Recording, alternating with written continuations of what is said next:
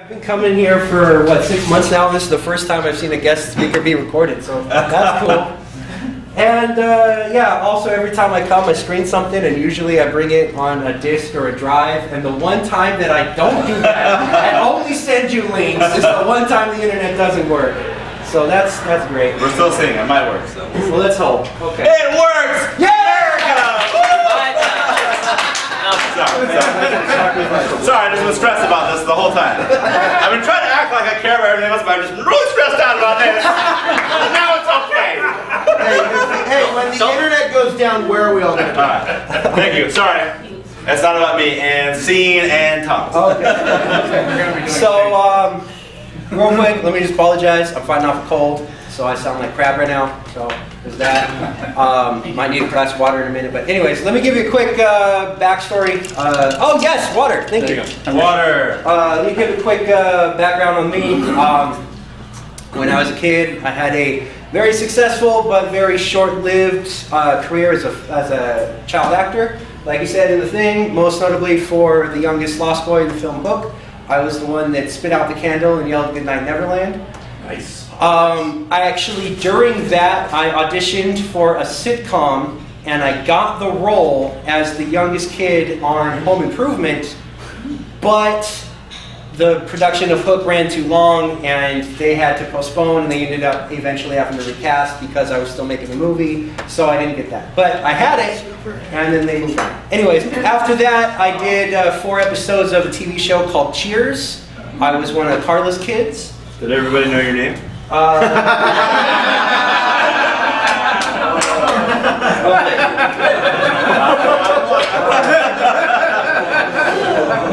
After that, I did one episode of a show called Mad About You.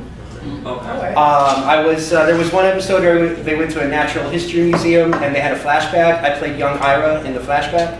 I don't know if you watched the show. I didn't watch the show. So. All Rise or Hell Hunt, right? Yeah. Classic. Yeah, it's a good show. I was also on the cover of TV Guide. I was in a couple commercials. I was in some music videos, the ones where they had like all the big pop stars like Michael Jackson and everybody get together and sing these big anthems?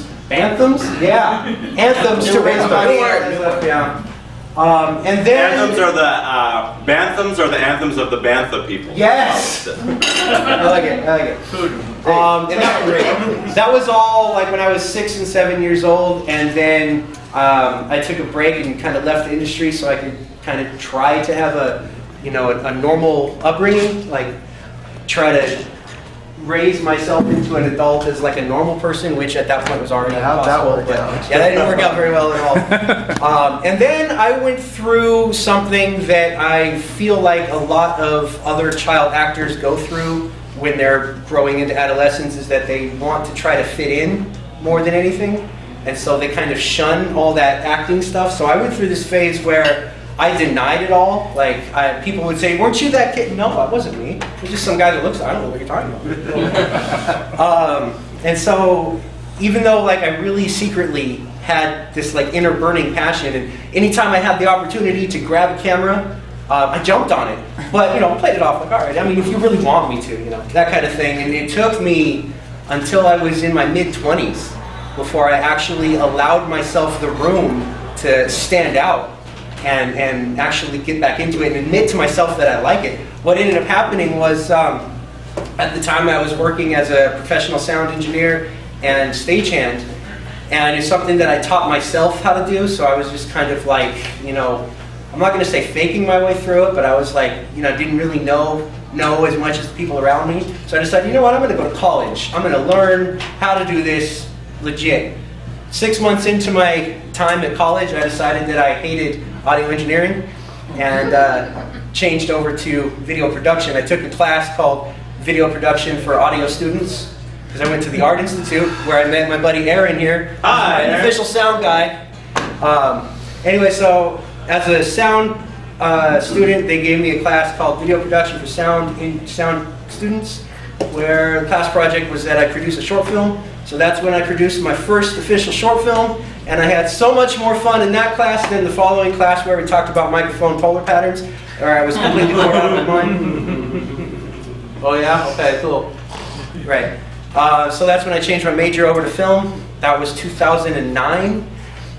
Incidentally, I'm actually very happy to hear that there's so many YouTubers here. Like the recurring theme of the night is YouTube, which I was already planning on talking about in a major way. Around that same time, 2009, I was introduced to the underground YouTube community, which was not then what it is now. Now it's this whole big thing where, you know, everybody and their brother can get on there, but at the time, all everybody knew was like cat videos and viral memes and all that, but there was this whole big underground community there that had been, you know, thriving, and I was introduced to it, and I was like, you know what, this looks really cool, I'm gonna do this. So I started my YouTube channel in 2009, started every week posting whatever kind of, like, silly vlogs, you know, cracking jokes at the camera, that kind of thing, but I was doing it on a weekly basis.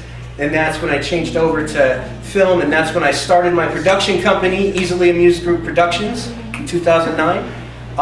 That first short film that I did was, the teacher, first of all, I have to throw this out there, the teacher told me that it was by far the most ambitious project that anybody who had taken that class had ever done, since he was the teacher, which, that's cool. She never lies about that. Right? And then the director of admissions actually showed that short film to incoming new students for the next 2 years.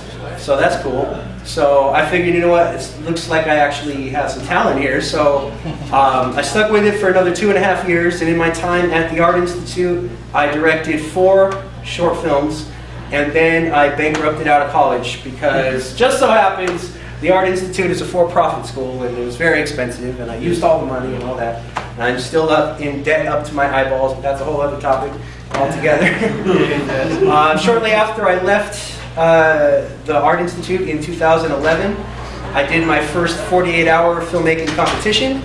It says on there the Little Hollywood Shootout, and I won first place. So yeah. Which I want to throw this out there too. This is another theme that I have for the evening here. Sorry, I'm checking my phone because I have my talking points right there on my phone. I want to throw this out there real quick too. Another big point I'm going to be making is that it doesn't really matter the equipment that you have at your disposal. It doesn't matter the resources you have. It doesn't matter what you have. It matters how you use what you have. When I filmed my award-winning short, I used the camera just like this one, only probably much less than this one. It was a little Sony Handycam that only cost me $100, and I made an award-winning short film with it.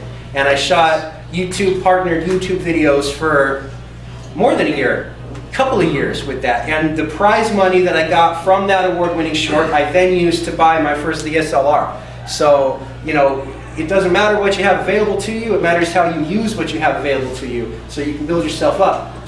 How are you going to know how to use the Red camera if you don't know how to use any old camera that you got, right? So anyway, since then I've directed 4 more short films and the web series, and I've continued to do my YouTube channel. And this brings me to like the main thing of it, the whole YouTube thing. I did my YouTube channel since 2009 on a weekly basis, and I was trying real hard to do the get popular on YouTube thing. I was even playing the angle, yeah, I'm the kid from Hook. You want to come watch me, you know, crack jokes in my bedroom? No one cared. It turns out it's not all that easy to get popular on YouTube. Like, not just anybody can do it. But it took me a few years to get to the point where I realized that it wasn't about getting popular on YouTube. It wasn't about making my living from YouTube. It was about refining my skills. From doing YouTube videos, and this is what I do. This is what I did. I would write a script for a quick little 5-minute YouTube video, and then I would pour everything that I could into making it and uploading it every week, every Monday, or whatever day it was. Every week a new one. And then the next week, try to do one better. And then the next week, do one that's even better. After 6 months, I was starting to make projects that I was actually proud of. After a year, I was like, yeah, this is really good. I'm going to show people, right? And then I go back and watch some of the first ones, and I thought they were good at the time, but let's not ever talk about those. And that's the thing, like, the big difference here, I spent 2.5 years studying film at the Art Institute, and in that time, I didn't really get a whole lot out of it. What I got out of it is the pointlessness of it. like maybe 5%. Okay, so I go in and I'd sit down and the teacher would be like, okay, here's your clips, here's what it's supposed to look like, go. And they'd sit down and they'd sit on their computer for 4 hours and that was your class. And it got to the point where it's like, okay, I'm paying thousands and thousands of dollars to come here and it's just an excuse to make a project. Well, I can do that on my own, I can do that on, I don't need the teacher telling me, hey, do it for me to do it. It just comes down to how important is it to you. If it's important enough, find a way to do it. And now I say that having directed, and it is only 9 at this point, but the 10th one's coming up. 9 short films, web series, and all that. I say just do it, and some people might be thinking like, it's not all that easy to just do it. That's a big mountain, and I'm down here at the bottom. How am I going to climb that big mountain? Sorry, excuse me for a second. Like I said, I'm oh, wow, that's smooth vodka. My grandfather's water. Nice. What was that? I was saying now, okay, so that's the benefit of YouTube is that I was doing it all myself. Because the big thing, like, okay, I got to put together a crew. I've got a script, yeah, but I got to find actors. There's a big crew. Like, it takes a lot of people to make a film, and unfortunately, everybody has schedules, and it's not all going to line up. And it's a pretty daunting task to produce your own project, whether it's a short or a feature or whatever. Feature's more daunting. I've been writing a script for a feature for a year now, and it's anyways. Doing it all yourself is very daunting, especially when it comes to finding people to do it with you, finding all the things you need. That's why what I'm preaching here is the benefit of doing it yourself away from that. See, I'm doing my own videos on YouTube every week, and I can do it all myself, right? I don't need to schedule anybody. I don't need to be, Aaron here is my sound guy in EAGproductions, but I can do a short film a YouTube video every week. I don't need to call up Aaron and be like, hey, are you free this week? Oh, you're not free? Great, so I can't do anything. No, you can't. You can't. You ever heard the term one-man crew? Yes, a few of you were like, yes, yeah. If you haven't heard that term, what it means is basically you are the one and only person on the crew. My first 4 short films that I did in college were a one-man crew. I held the camera, I mounted a microphone on top of the camera, I even had the clapperboard out in front of the camera like this. Clap, okay, let's go. And then, I did have actors, but that's the other thing I'm saying is you can do it by yourself without actors. And anybody in here, I'm assuming you're here because you want to be either a filmmaker or an actor, you should be doing this on your own every week, as often as you possibly can. Because what happened after, I don't know how many years it's been, since 2009, doing this regularly. 7 years, thank you for math. I'm to the point now where I can confidently say that I am capable of directing, producing, editing, handling anything that needs to be handled on a film set because I've done it all. And I've done it for a long time, and I've developed and honed and sharpened those skills. And this brings me to the first thing I wanted to show. On my YouTube channel, I've done a lot of vlogs and rants and all that, but primarily what I want to talk about is the skits. Because what I would do is I'd set the camera up on a tripod just like this, set up the first shot, then run out in front of the camera and act out the one line real quick, then run back behind the camera, hit stop, change the camera angle, then run back out. Oh, it's another character. Let me change my shirt real quick. Okay, I've done it all, And that's what you should be doing. And it is possible. I know because I've done it. And if you're not doing that, then you're wasting your time. Anything else that you're doing, you're wasting your time when you could be developing your skills. And this is the first thing that I want to show. If the internet's working, it is, that's YouTube. Awesome, that's good. This was a skit that I did like that, myself, mounting the camera on the tripod and then acting out and doing all that. This was for YouTube, yeah. This was for Halloween one year. I wrote it, put it together as part of a competition type thing that people were doing on YouTube or whatever. Anyway, so I had like a theme, but that's not important.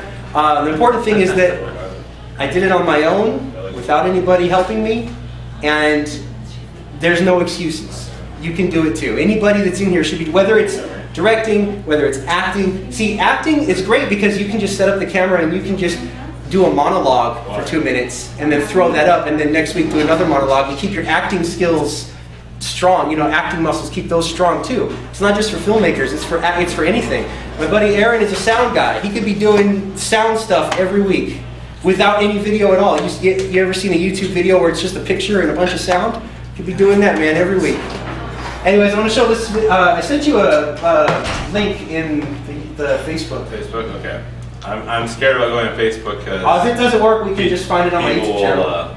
You should just extend your display so you can have a Facebook on your laptop and not on the big screen, as opposed to double the display.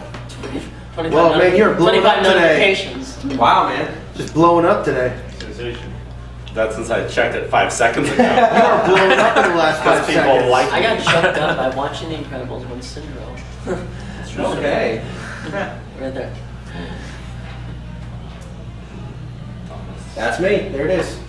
Imagine if that wasn't you. Who would you be? Right. So play the one RedRum.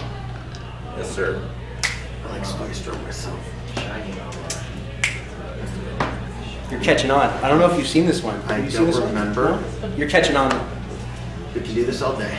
You probably could. Should I open all these links? Where I want to show them all. Not at the same time. No, you're not at the same time. Right. We can There's only three. Tom, Billy is only viewable on the 48. Yeah, yeah, because it's part of the. Yeah. Okay, so what I'm gonna do is I'm gonna queue them all up and then All right, I'm going to sit down while we run this. Try to show people. So, What I was going to get to the next point is doing it yourself away from school. Like I said, I didn't really learn all that much in school that I could take away from it, but doing it hands-on. And the next benefit of YouTube, to do it hands-on, YouTube is great for the how-to. You want to know how to do something that you would learn in school? You don't have to. You can go to YouTube, how to do whatever it is, and you can find it. You know, you can find how to change your car stereo. You can, you know, whatever it is, you can learn how to edit by just looking it all up on YouTube, which was the next point I was going to get to, is that you learn more from doing it than from sitting in a classroom listening to somebody talk about doing it. You know what I mean? I learned far more from directing and producing my own. Oh, here it goes. Okay. Well, finish the thought. there's the thought. I learned far more from directing and producing my own stuff than I did in the classroom. That's the end of the thought. It does. Well, no, that one didn't because of the music that was playing over it. I didn't want to interrupt that awesome choir of music that was happening. But the reason I wanted to play that one in particular, aside from showing the whole, you know, you can do it yourself with the camera, then act it, then change the camera and all that, is the how-to. The sound effects of the voice of the ghost with the backward reverb coming in, I had to look that up.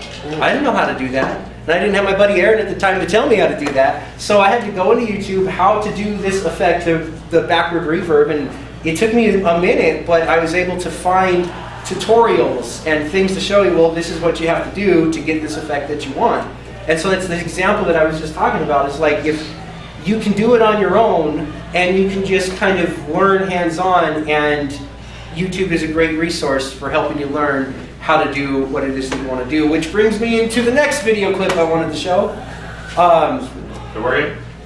It might still be loading. That's okay. We'll let it load for a few minutes before we. If you start using the arrow keys, you can play Rattlesnake. It's true.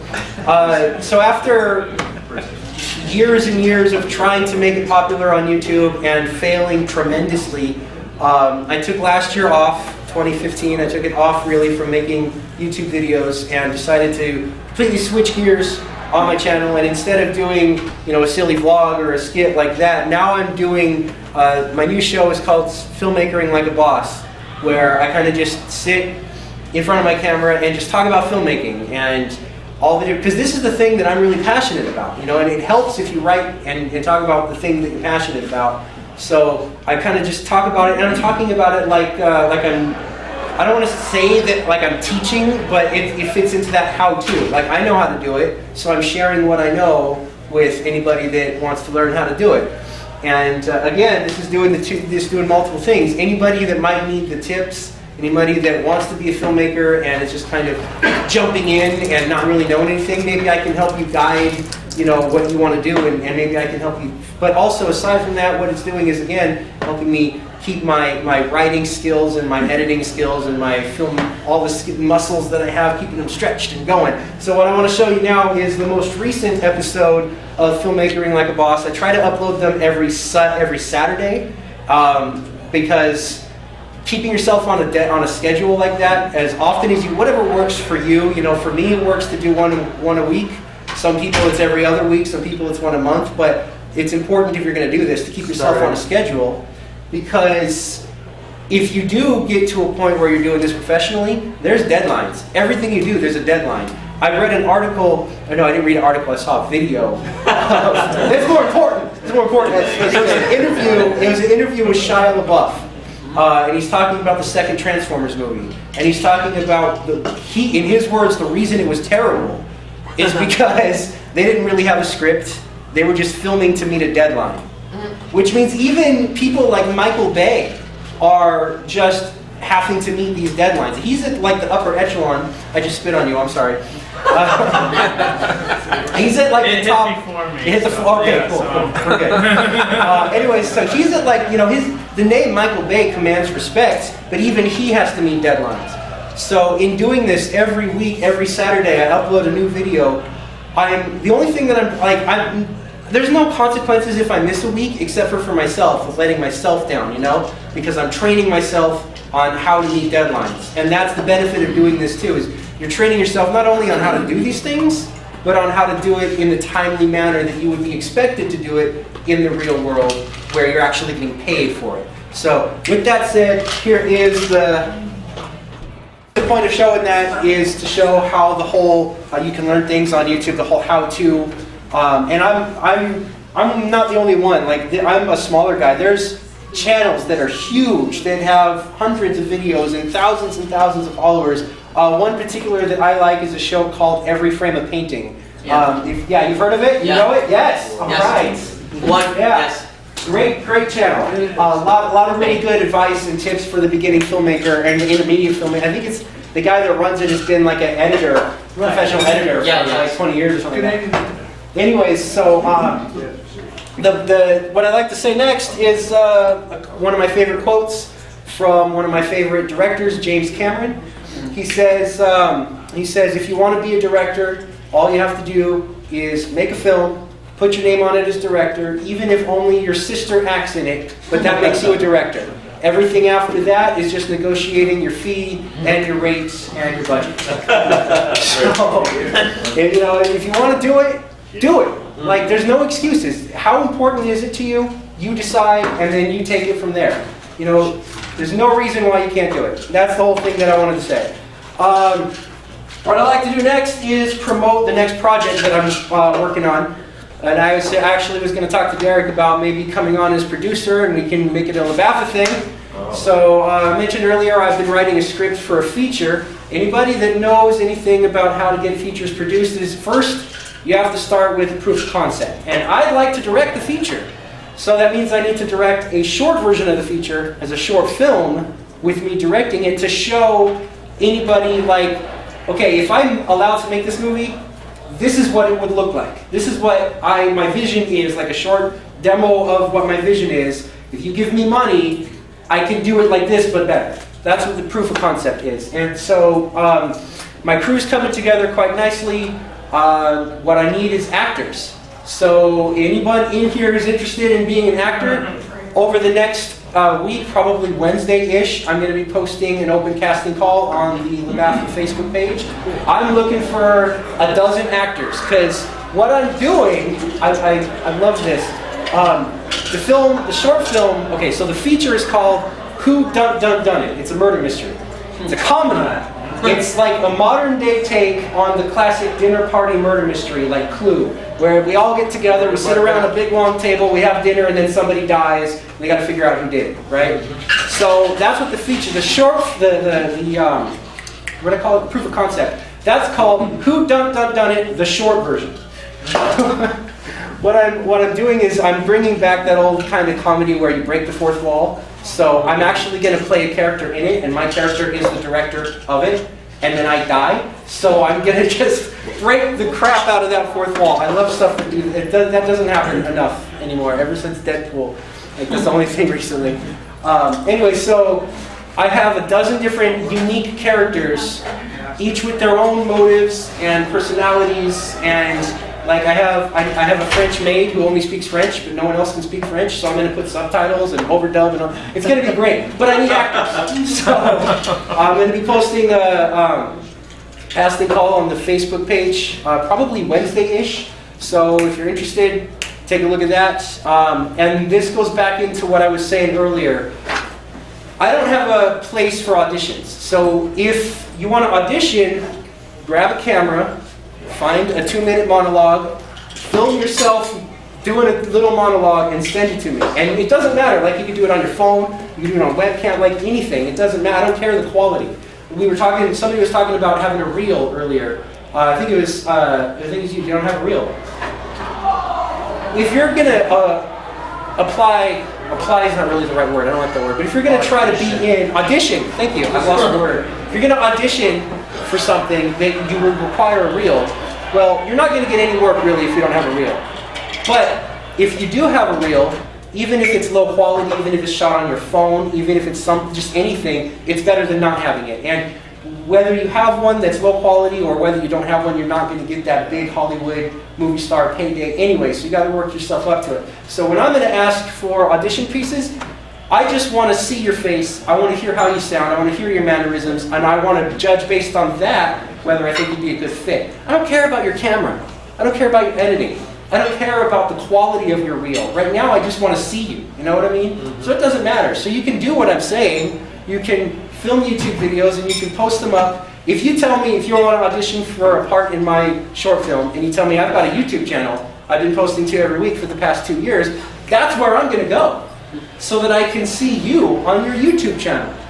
That's going to be the first thing I do, and that's way better than a reel in my opinion. And I know that I'm not the only one that feels this way. Anybody who's like the independent, low-budget filmmaker who's trying to cast their short film, looking for somebody who will show up and act for just credit, copy, and food, because I can't afford to pay you, well, that's exactly what I'm looking for. You know what I mean? So if you want to do it, then just do it and work yourself up from there. And that's all I have to say.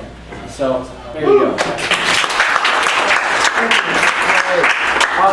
This is, I don't know anyone who's familiar with 48 Film Projects.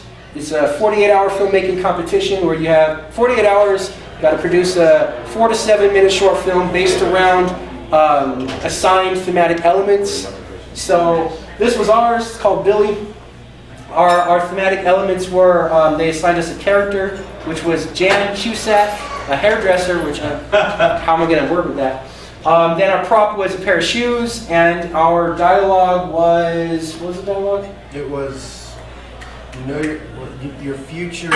Your future depends on your past. And that was my line. That was his. I gotta give mad props to Derek. He drove all the way out to northern LA, 3 hours in traffic, just to deliver 3 lines, without getting paid for my short film. So I want a round of applause for that. Amazing people that Thomas works with normally in his crew with Easily, a Muse group, and a gal who came. It was really fascinating the way that they were doing it because they were shooting it and they were editing it and doing posts and doing music all at the same time. So it was like 3 or 4 things like rehearsals and shooting. Like it was great. It was just a bunch of indie filmmakers, awesome people, and the gal who came. She did an original violin for it. Yep. She has a location which she is going to let me shoot a horror film scene at for a feature film. So I'm just like, wow, it's like the universe always comes together. Exactly. Go work in these short films, indie films, because you network, meet great people, and you either get more work out of it or you get more resources yourself. The universe will pay you back. Yes, and that goes exactly with, there was something you said earlier this evening that I'm very grateful that you said. We were talking about the actors who who was it? You. Abby, yeah. The actors that turned down your part because they might get paid work. Yeah. He didn't get paid. He came all the way down there, and it's the thing is that it's the passion for doing it. It's I think we even talked about it that night. Right. How you were doing it because it's something that you love to do. You know, I didn't pay you anything but food, and you spent 3 hours in traffic, but you still came down and did it because you love to do it. And that's the thing is, how you expect to get paid work as an actor when you have nothing to show the director who's going to pay you that you can act? unless you do it. They want to be famous. Yes, there's a big It's difference very there. good. Yes, thank you. Eric's not a Kardashian. Exactly. Yes. Very little Oh, work. I've seen Kardashians him never naked have to stuff audition. on Right, Instagram. right. Which, and then, by the way, I'm terribly, terribly sorry, Derek, for misspelling your name in the credits. Ah! Yeah, we did. We're okay. So Don't say we. no. I'm gonna put. No, to be fair, I think it might have been. I think I was supposed to proofread, and I Yes. never got to that point. I went into making the credits like, guys, I know I'm terrible at spelling, so I had you and I had James both proofread my credits, I don't think and we let us proofread those. I just wanted to copy the credit. we even had a discussion. We even had a specific discussion about the spelling of your name, and they were like, no, it's like this, I'm sure. And I don't Because think this did we is not go to easily a news Facebook? group. So somebody didn't. I trusted. I think it you was James. trusted James because I think I was busy trying to finish. Yeah, you the were post. working on the like. He was in the bedroom. Like, where was working on I? Oh, sound. sound design. Yeah. So Why would I know I had it right. I'm gonna put the No, notes. it's not your fault. It's Derek's fault. There it was. Yeah, your name wasn't spelled Yeah, yeah, that way. There you go. They just changed the spelling. You might have a difficult name. Yeah. Right. But and see that's Oh, did you misspell Derek or easily? Which one? easily. Yeah. But you spell it like the name of your company, right? Added So now you have to there, rename didn't your you? company. Rename my company after. Yeah, I should have called it Derek Easily Amused. Derek easily. Whoa. Nice. It's a whole new thing now. Anyway, so I'm gonna play this thing now for you. It started to load. I don't know how far it's gonna go. Yeah, I think even with that YouTube video, it just started loading. I mean, Yeah. it's just going off my phone literally. I don't know why it's not going to the. That's not YouTube. To the Yeah, this Full is. size it. Yeah, I can't actually put this on my YouTube channel until I have to wait till January to find out if I won. Like that sucks. Because it's for they run the contest. It's 48filmproject.com. They run their contest all year. So you register on the website, and then any time throughout the year you can have your 48 hours. You just go to the website and say, okay, I'm ready now. Hit the button, and then they start your timer, and they give you requirements that are generated from a random database. So, but that also means that we have to wait till the contest is over, which is at the end of the year, to find out who wins. Well, the reason we did it so much earlier than the last time we did it was because supposedly they were running out of spots. Yeah, they only have so many spots for each area I think now. if they use them all up. We did it last year, and I showed the short that we did for last year, and they had no limit on spots. They just let anybody go, and so they ended up with a lot, probably more than they You could show the watch. director's cut of that here, though? Yeah, I showed the director's. I wasn't going to show the original cut. Are you kidding? A lot of people saw it. Yeah. So this is actually the short that I just ruined, the big reveal. And the other thing. Man, I was waiting for the book and everything. Yeah, I know. All right.